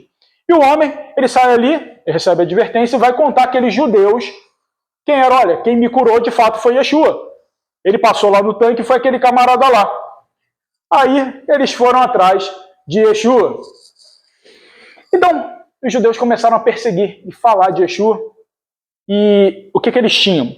Eles queriam matar Yeshua por conta das tradições. Ou seja, eles deveriam fazer o certo e eles engessaram e cobraram mais do que aquilo que deveria. Qual foi o pecado de Yeshua? Quais foram os crimes de Yeshua? Curar no sábado e dizer que o seu pai era Deus, que ele era filho de Deus. Vê para mim em João 5,17. Qual foi a resposta de Yeshua? Eu já estou quase acabando. Me dá mais 15 minutos aí, eu termino. 17. Mas Jesus respondeu a eles: meu pai continua trabalhando até agora, e eu também estou trabalhando. Simples assim. Eu estou adorando, servindo ao meu pai. Meu pai está trabalhando, é full time, meu irmão. É Kairos purinho, não é Cronos não. Você ainda pega e deita. Meu pai está trabalhando, eu também estou trabalhando. Então você deveria respeitar os trabalhadores. Então vamos lá. Aí Yeshua explana. Lembra que está todo mundo na festa? Ele vai explanar, só que dessa vez ele vai explanar no Sod, no nível místico da coisa, e nisso aí eu quero ler, eu faço questão de ler para vocês. Tá? A gente vai abrir a nossa Bíblia aí, tá? Em João 5, quem quiser acompanhar, você que está em casa também, porque isso é muito importante, é o que deveriam falar nas igrejas, e eles não falam. Eles suprimem essa informação de você, Isso é muito importante para a minha vida e para a sua vida, tá? Em primeiro lugar, primeira resposta aqui, primeira pergunta que a gente precisa responder. Deus e Yeshua têm o mesmo poder? Eu já digo que sim. Vamos lá. João 5, 19 e 20. E eu vou ler para vocês. Então, Yeshua respondeu e disse-lhe, na verdade, eu vos digo, o filho não pode fazer nada por si mesmo, a não ser que venha do Pai, a não ser que veja o Pai fazendo, porque todas as coisas que ele faz, o Filho também faz da mesma forma, porque o Pai ama o Filho e mostra-lhe todas as coisas que ele mesmo faz, e lhe mostrará maiores obras do que estas. Estas qual? A cura do cara de 38 anos. Isso aí, meu irmão, você vai ver muito mais do que isso, tá? Então, Yeshua tem o mesmo poder que Deus, sim. Mas, por quê?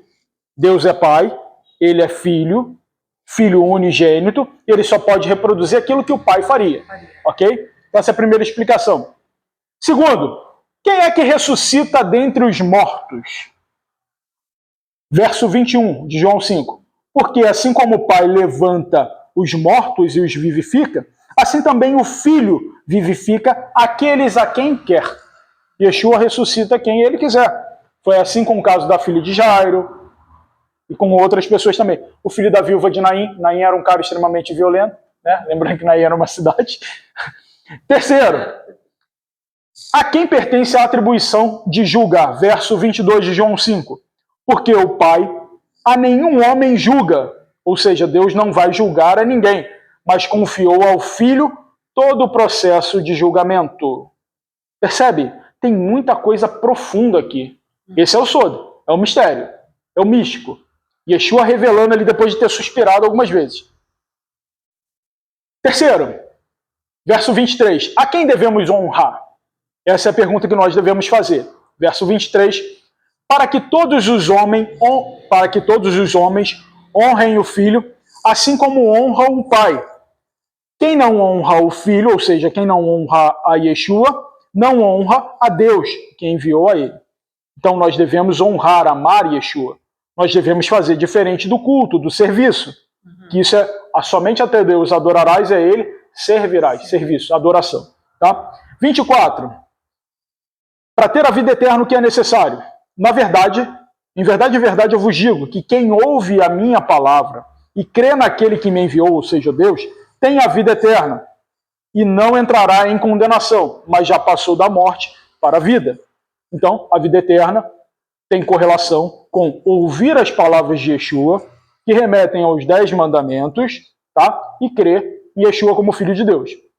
25. Em relação aos mortos, ele responde, em verdade eu vos digo, que a hora vem, assim como ele fala com a mulher samaritana, a hora vem, e já chegou, em que os verdadeiros adoradores adorarão o Pai, não em Jerusalém, mas no monte, porque Deus é Espírito, importa que os verdadeiros adoradores o adorem em Espírito e em verdade. Então ele diz, a hora vem, e agora é, em que os mortos, aqueles que morreram, ouvirão a voz do Filho de Deus, Yeshua, e os que ouvirem a voz viverão.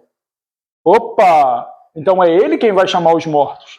E a gente pensa, se cremos que Yeshua ressuscitou dos mortos, também cremos que ele tornará a trazer com ele. Quem é que vai chamar? O próprio Yeshua. Então vamos lá. 26. Por que Yeshua é primogênito ou unigênito? Primeiro gerado ou unigênito, o único a ser gerado. Porque assim como o Pai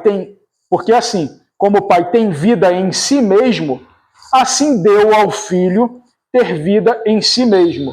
Ou seja, o fato de Yeshua ser Deus e ter vida em si mesmo foi dado pelo Pai. Por isso que ele é primogênito, primeiro a ser gerado, e unigênito, único a ser gerado. 27. Yeshua recebeu autoridade para julgar? Sim.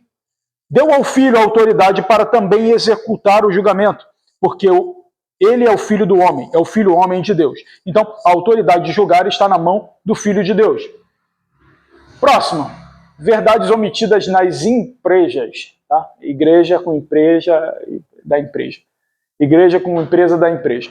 Isso quem fala é um amigo meu, Leandro.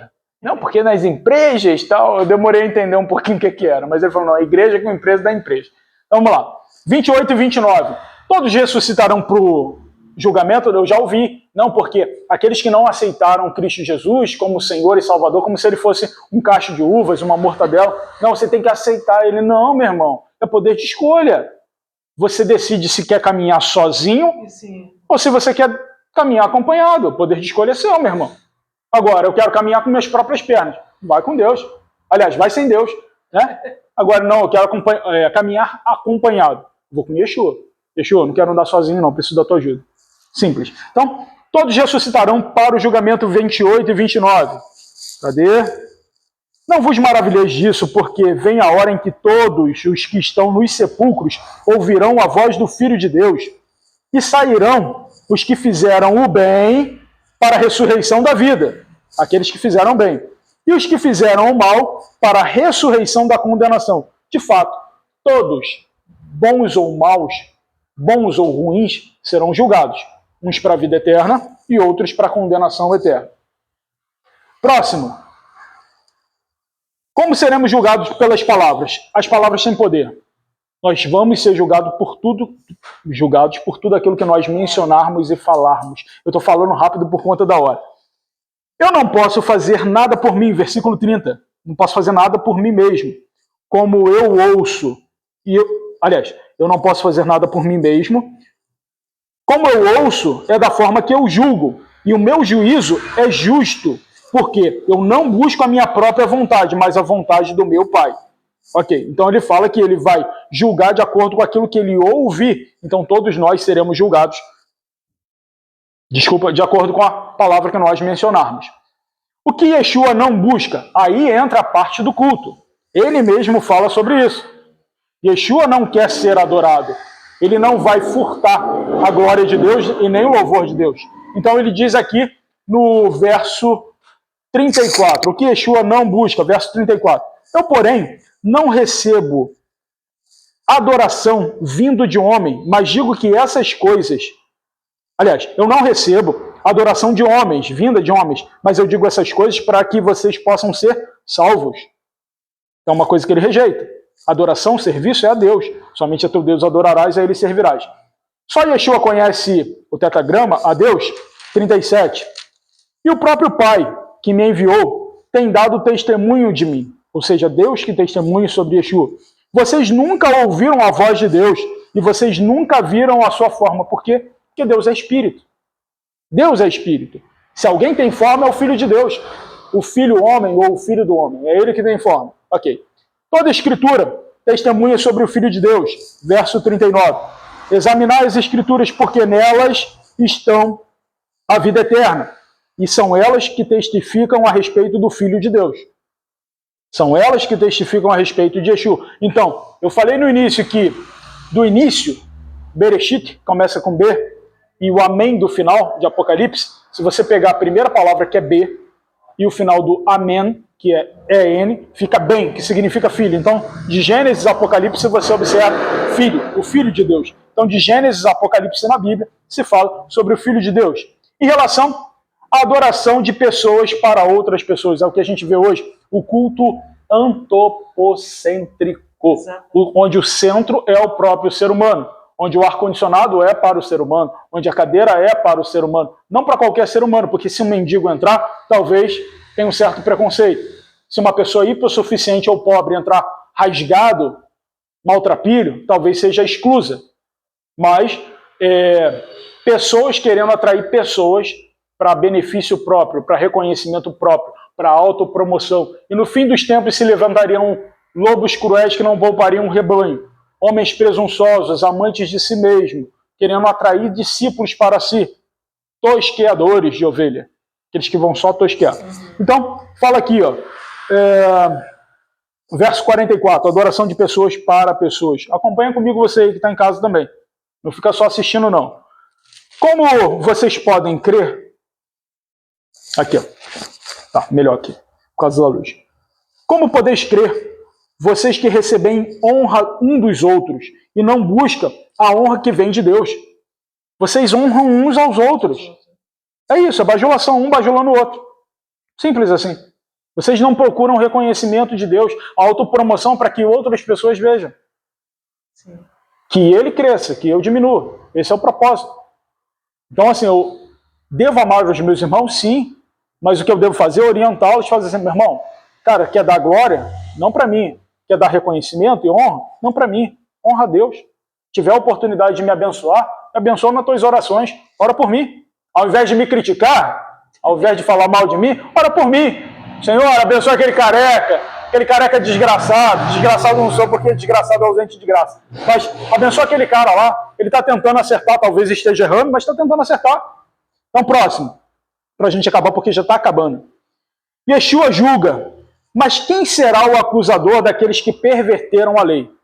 Se Yeshua vai ser o juiz no final dos tempos, quem é que vai julgar de acordo com a lei? Então vamos ver o verso do 45 ao 47. Não pensem que eu vou acusar vocês diante do meu Pai. Há um que irá acusar vocês, e esse é Moisés, em quem vocês confiam. Por quê? Se vocês crescem em Moisés, teriam crido também em mim, porque de mim Moisés escreveu. Lembra que em The Chosen, Yeshua fala, eu sou a lei de Moisés? Nesse sentido aqui. Mas, se você não crer naquilo, não crer nos seus escritos, ou seja, na lei, como vocês podem crer nas minhas palavras? Porque tudo que Yeshua fala, ou seja, Sermão do Monte, são os 10 mandamentos. Simples assim. Pegando aquilo que é antigo, as mensagens antigas, os segredos e mistérios daquilo que estava lá no passado e trazendo de uma forma, numa outra roupagem para aqueles que precisavam ser reescolarizados. É aquilo. Se os fariseus, se os doutores da lei não estão fazendo, a solução vem dos improváveis. Se nas igrejas não estão pregando aquilo que deveria ser pregado, são os improváveis que vão explanar a palavra de Deus. São alguns peixes, não são profetas, mas são alguns peixes que vão explanar aquilo que é verdade. Então vamos lá. Então finalizou. A gente já falou sobre isso. Exercício da próxima semana. Se vocês puderem, fica muito mais fácil. The Chosen, episódio 4 da 2ª temporada. Tá? E fica mais fácil para vocês. Ninguém está lendo, né? Ninguém está lendo, então fica mais fácil para vocês assistirem. Então, o que a gente aprendeu hoje, resumindo? Que a gente já está aí caminhando para o meado e para o final do ministério de Yeshua. Lembrando que ele deu o dízimo de tempo, dos 33 anos de vida, ele dedicou os 3 últimos anos ao ministério, ao serviço, à adoração a Deus, fazendo tudo aquilo que um verdadeiro judeu deveria fazer. Mas, diferente dos judeus e doutores da lei, ele não rejeitava pessoas. Pelo contrário, se as pessoas não vão à sinagoga, eu vou até as pessoas. Se as pessoas não têm condições de serem escolarizadas pelos doutores da lei, eu vou escolarizar de uma forma simples, objetiva e direta, para que essas pessoas também possam ser alcançadas. A gente viu sobre os níveis de interpretação, que a Bíblia não é de particular interpretação. Eu não posso flexibilizar a palavra de Deus em benefício próprio, que é o que está acontecendo hoje em dia, mas eu devo pegar a palavra de Deus e expor de uma melhor forma para que outros entendam que eles são filhos. Eles não são servos, eles são filhos de Deus. E eles servem por alegria e por amor. E todas as vezes que nós servimos a Deus e cultuamos a Deus por amor, nós lotamos a nossa caixinha de prata, o nosso nefesh, a nossa alma, de bons sentimentos. Todas as vezes que a gente ouve a palavra de Deus, aplica a palavra de Deus e expõe a palavra de Deus em forma de ações, irmão, você está contabilizando lá no céu, na eternidade. E todos nós, bons e maus, independente, vai morrer. O ser humano é o único que sabe que um dia vai morrer. Está todo mundo com a senha na mão. Um dia vão chamar minha senha, um dia vão chamar a senha de vocês. Um dia nós vamos morrer, mas todos os outros dias não. Quem disse isso? O Snoopy. Disse para o Charlie Brown. Um dia nós vamos morrer, mas todos os outros dias não. Então, assim, um dia todos nós, bons e maus, nós vamos ser julgados por Yeshua. Moisés vai estar lá. O acusador também vai estar lá. Então, assim, para prestar atenção à sua volta. O mundo como está, as pessoas como estão, a falta de amor, porque no fim dos tempos, por se multiplicar a iniquidade, o que é iniquidade? A prática contínua do pecado de forma consciente e habitual, porque o certo virou errado e o errado virou certo. Por se multiplicar a iniquidade, o amor de muitos esfriará. Quando o Filho do Homem voltar, por um acaso, achará fé na terra? Porque uma das causas do esfriamento da fé é a falta de amor. Se você não tem amor, ou seja, se Deus é amor, mas também é justo, é justiça, é fogo consumidor. Se eu não tenho amor, eu não tenho como reproduzir aquilo que foi o próprio Yeshua. Se eu não tenho amor, eu não tenho como verbalizar as palavras que são eternas. Então tudo começa com amor a Deus, amar a Deus sobre todas as coisas, amar ao próximo como a ti mesmo, ou seja, primeiro a máscara está em você, você primeiro precisa se sentir bem. A tua alma precisa estar lotada de sentimentos bons, para depois você oferecer aquilo que você tem. E cada um dá o que tem. Tá? Cada um dá o que tem. Se você tem recebido críticas, se você tem recebido fofocas, se você tem recebido coisas não muito boas, não se preocupe. Essas pessoas só estão dando aquilo que elas têm. Agora você é um pouco melhor do que elas. Orem pelos seus inimigos. Orem também por aqueles que vos perseguem. Se o seu inimigo tiver sede, dá um copo d'água, dá de beber. Se tiver fome, dá de comer. E é isso. Nós precisamos reproduzir todos os dias Yeshua, de fato, como ele é, ou como ele foi. E um dia ele vai voltar nas nuvens. E todos nós seremos arrebatados. Estaremos com ele eternamente no mundo vindouro. Bora agradecer? Porque uma das coisas que Deus não suporta é gente mal agradecida. Tá? Por isso que, na maioria dos vídeos eu falo, tem uma oportunidade, agradeça. Eu posso dizer que graças ao bom Deus, eu tenho muito mais motivo para agradecer do que para pedir. Tem teto sobre a minha cabeça, tem uma família que me ama, embora um dia eu vou parar para contar para vocês a história. Mas de uma pessoa que não tinha nenhuma perspectiva de vida, hoje eu tenho muito mais do que eu mereço. Tá? Então, assim, a gente precisa dar graças, agradecer pelo alimento, pela comida. Não seja mal agradecido. Durante o almoço, durante a refeição com a tua família, lava a cabeça, ninguém precisa saber. Vai lá e agradece. Ah, mas eu tenho vergonha. Alguém paga tuas contas, cara? Alguém paga teus boletos? Baixa a cabeça e agradece a Deus, cara. Você tem um prato de comida porque ele está dando condição. Então, assim, não se apegue àquilo que os outros pensam. Porque se for depender do pensamento de outras pessoas, as pessoas não querem teu bem. Eu sempre falo para os meus filhos, pode parecer agressivo o que eu vou falar, mas guarda. O mundo é feio. O mundo é muito feio. O mundo jaz no maligno e as pessoas são más. Existe uma forte tendência a inclinar as pessoas para o mal. Então não espere boas coisas de pessoas. Se alguma coisa boa vier de alguma pessoa, é porque foi provisão do próprio Deus. Ou seja, em relação ao amor. É isso, tá? Então, curva a tua cabeça onde você estiver, a gente vai agradecer e pedir a Deus para dar um bom resto de semana. Pai, muito obrigado porque o Senhor é bom, o Senhor é Deus. Nada e ninguém pode ser comparado a Ti, Senhor dos exércitos. Teus são os céus, são a terra, tudo que existe nele, tudo que habita nele, Senhor. A natureza denuncia as obras de Tuas mãos. Ah, meu Pai, quem somos nós, tão pequenos, tão falíveis, Senhor? Mas o Senhor é infalível. Nós temos problemas, mas o Senhor não tem problema. Nós entramos em crise, mas o Senhor não está em crise. Senhor, queremos o melhor para nós e para os nossos irmãos. Eu quero te pedir em nome de Yeshua que o Senhor ouça a nossa oração. Não porque nós merecemos, mas porque o Senhor é bom. Às vezes nos faltam palavras, às vezes as palavras saem tropeçadas, mas o teu bom Espírito interpreta os nossos sentimentos, aquilo que sai do fundo do nosso coração, do fundo da nossa alma, do nosso nefesh. O Senhor sabe o que está influenciando a gente de bom e de ruim. Eu quero te pedir em nome de Yeshua, que aquilo que há de ruim no mundo não possa influenciar os meus irmãos, aquele que nos assiste nesse momento, que o que há de mal no mundo, Senhor, não chegue à casa do meu irmão. A violência, a prostituição, a promiscuidade, a falta de amor, Senhor, que não chegue na casa do meu irmão, da minha irmã, daquelas pessoas que te amam, Senhor, que têm temor por ti. Eu quero te pedir, Senhor, em especial, que seja uma semana abençoada, produtiva, uma semana agradável, que os meus irmãos tenham muitos motivos para agradecer ao Senhor, mais motivos para agradecer do que para pedir, Senhor. Então, em nome de Yeshua, o teu filho, nós choramos nessa noite, agradecido por tudo que aconteceu, e aquilo que eu não comuniquei, mais uma vez eu peço a ti, Senhor, que o Senhor possa comunicar através do teu Espírito, que é santo, e que o teu filho Yeshua possa ser reproduzido em nós, através das ações, através das palavras, através do amor ao próximo.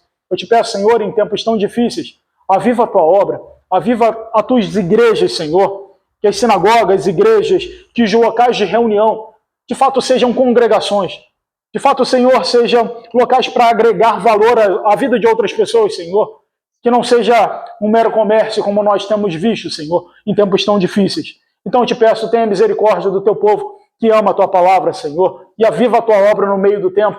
Aviva a tua obra no fim dos tempos, para que todos nós estejamos contigo na glória, Senhor, porque um dia todos nós seremos julgados por aquilo que falamos, por aquilo que fazemos. Então eu te peço, Senhor, por tua boa vontade, que o Senhor esteja conosco, que o Senhor ouça a nossa oração, não porque nós merecemos, mas porque o Senhor é bom, que a nossa semana seja de paz, abençoada, que seja próspera, Senhor, que nós consigamos ter um teto sobre a nossa cabeça, comida sobre a nossa mesa, pessoas para nós amarmos, Senhor, e que não nos falte também dinheiro para pagar nossas contas. Se a gente precisa e o Senhor entende. Então eu te peço, abençoa o teu povo, abençoa os teus filhos, em nome de Yeshua, Hamashia, amém. Amém. Então fechou. Hoje foi